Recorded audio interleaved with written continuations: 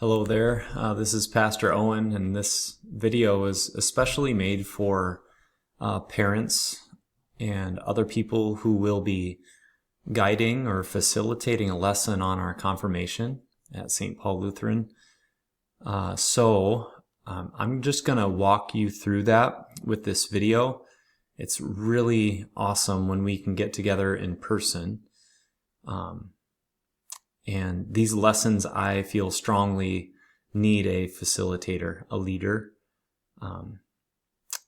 someone to speak into some of the questions that will arise in each lesson. So I want to equip parents to do that because I think that'll be a meaningful thing every once in a while when we don't meet together, all 7 students plus myself, together, that there will be a lesson here or there, including this Wednesday, in which you're going to go through a lesson with your kids. So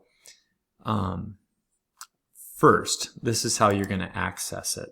I think the easiest way is on a computer or a phone, just to Google Luther House of Study, and then go ahead and include the word confirmation. So when you do that, pretty sure the top result that's going to come up is the page that you want. So confirmation curriculum, Luther House of Study, that's the right track right there. So that'll get you to this page. And to access the lesson that we're on, by the way, I've written this curriculum along with another friend of mine from seminary who's a pastor like I am, and it's I like what has come together. So there were other people involved in making it accessible like you're seeing it here. So we're not on the catechism year. There are lessons on that, but we're in the Bible year of our confirmation. And we happen to be on lesson 7. So you can just click on that. The last time we were together was this one. So yeah, you'll just click on lesson 7 for this week. And I would strongly advise that you do download. Maybe it's on your phone. I like printing it out. I like having my own teacher guide in a binder. It'll be a few pages front and back. This one is a little bit longer. You might get to a 4th page on this one, but that is to equip you and ready you to teach this lesson. So yeah, you can just click download, get it on your phone. You can print it. I like printing it out. And then if you want, sometimes we go through the virtual lesson right here. So again, on a phone or a computer, if you just click on that enhanced version, it'll get you to the lesson. Everything that you need to access, you can go straight to it on the left side of the page. Otherwise, you can just stay within this window and hit next or begin, like you see here. So every lesson has a lesson overview. That's in the blue on your teacher. This kind of has a blue background. It has some student objectives right away. It's not necessary that you read those out loud or anything, but this will guide you through an introduction to the lesson. And as you hit next, you might have a question, and this one does have one big one. Do you think this caused the Israelites to stop complaining? So you can stop to discuss that. Anytime there's a question that pops up, I'm supplying you, the teacher for this week, with some text that's just for you, so that if it goes unanswered and you're not sure where this is going, anything in blue text on your teacher guide is going to tell you, okay, that's a teacher note. That might be something to preach into the ears around you. Okay, so you can go through the lesson on here. There's always a short video after an opening prayer. There's always essential vocabulary dealing with the lesson, so it's good to know those, or kind of take a look at one and say, you know what, I don't get what the word despise means, so then the kid can see that definition. Manna, what is manna?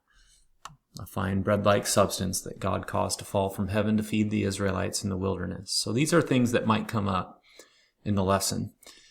Then you can get to the video. It's a pretty good way to kick off the lesson.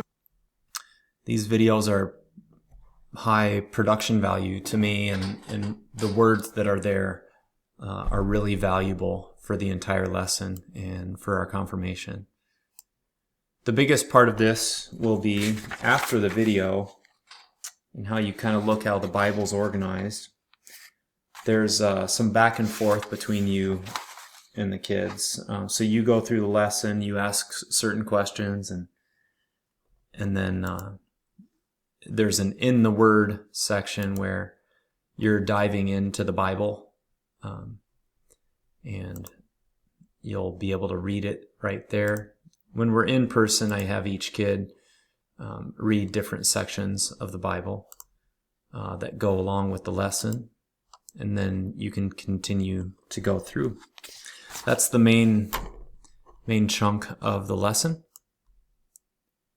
And then by the end, we get some memory work in. This Bible year, we usually pick out a verse or two from the lesson itself and try to memorize that in the time we have or outside of class.